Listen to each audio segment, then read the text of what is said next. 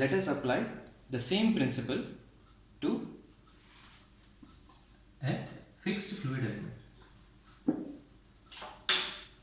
Fixed infinitesimal fluid element. Let us consider this to be a generic cuboid.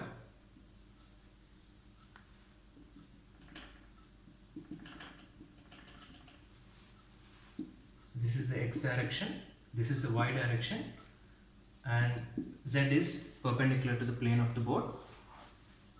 We have this dimension as dx, this dimension as dz, and this dimension to be dy. Now, let us consider that all the flow variables are varying in both space and time in 3 dimensions. So we have density, which is varying in both x, y, z directions and time. Velocity, which is changing in x, y, z and time. This is velocity in x direction. This is velocity in the y direction. This is velocity in the z direction. Now, let us consider this to be analogous to the water tank that we have discussed earlier. Let's say that fluid is entering into this phase. What are the dimensions of this phase? dy times dz. What is the area of this phase? dy times dz. We all know that mass flow rate is given by density times velocity times area. We will apply the same formula here. We know that the density here, let's assume that it's rho. Let's assume that the velocity is u. We are only consider only the x component of velocity in the x direction. We will consider the y component of velocity v in the y direction and z component of velocity w in the z direction. Now we need to multiply it by the area. Density times velocity times area, that is dy times dz. So this is the mass flow rate across this phase. Now let us consider the mass flow rate across the opposite phase in the x direction. I will write it here. We will say that since density and velocity are changing in x, we can say that these values are changed by this quantity. The product of density and velocity are changing in x at this rate, and we need to multiply this slope with dx to get the change. So this density times velocity component is changed by this quantity.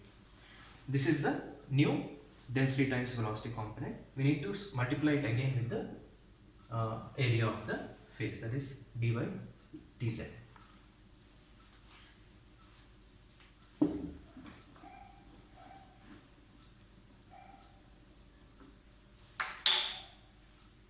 Now we can happily find out the net mass flow rate in x direction. Just like in the water tank example, you simply need to subtract from this the incoming flow. What do we get? Rho u plus dou by dou x of rho u dx dy dz minus density times velocity dy dz. This term cancels out and we are only left with this term, that is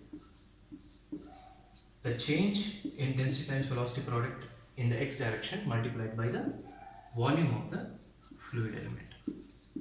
This is the net mass flow rate in the x direction. If we apply the same principle in y and z, we end up with similar equations for y and z. Let me write it here. So this is what we have in the x direction, and this is what we have in the y direction.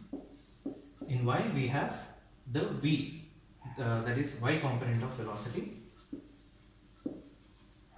and the change of this quantity in y direction. And in the z direction we have the z component of velocity times the volume. This is the net mass flow rate across all the phases in the fluid element. So we need to add these three. Now, just like in the water tank, let us assume that this is a net mass flow rate out of the fluid element. Since some mass is coming out of the fluid element, there should be a decrease in the mass in the fluid element itself. Let's find out what it is.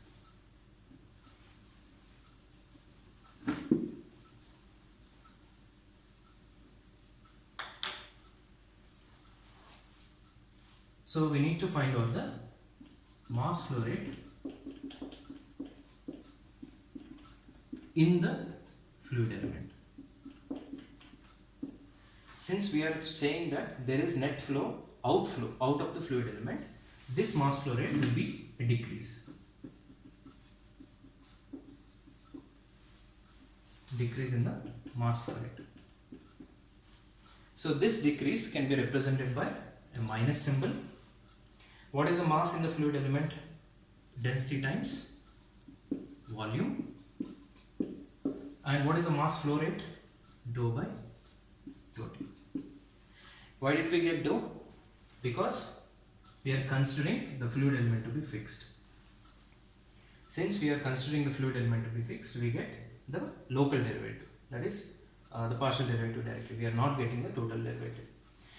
So this is the mass flow rate, decrease in the mass flow rate in the fluid element, and this is equal to what we got earlier, that is the net mass flow rate out of the fluid element. You got?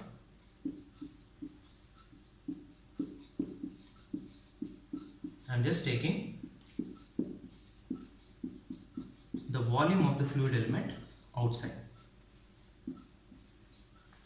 Since dx, dy, dz, this is the volume.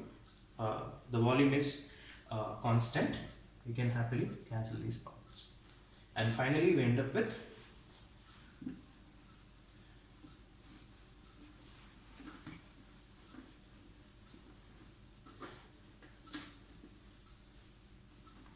this equation. Dou rho by dou t plus dou by dou x of rho u, dou by dou y of rho v, and dou by dou z of rho w, which is 0. This is the continuity equation in conservation form.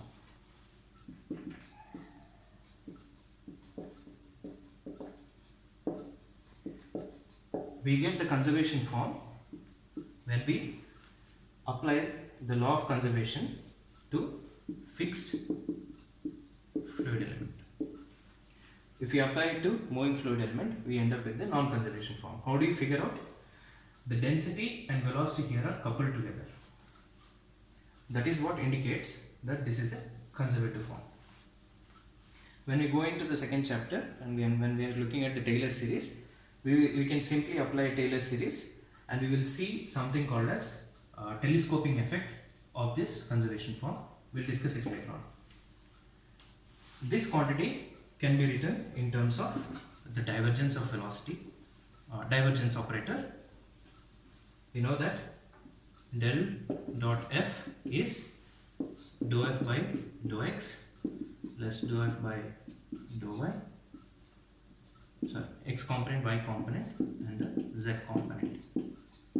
We can use del dot f, that is divergence operator, and rewrite this equation in shorthand form. Dou rho by dou t plus del dot rho capital V, where V velocity is nothing but V is the velocity vector which contains all the three components of velocity u, v, w. This is the shorthand notation of the continuity equation. So we got the continuity equation in conservation form by applying the law of conservation of mass to the fixed fluid element.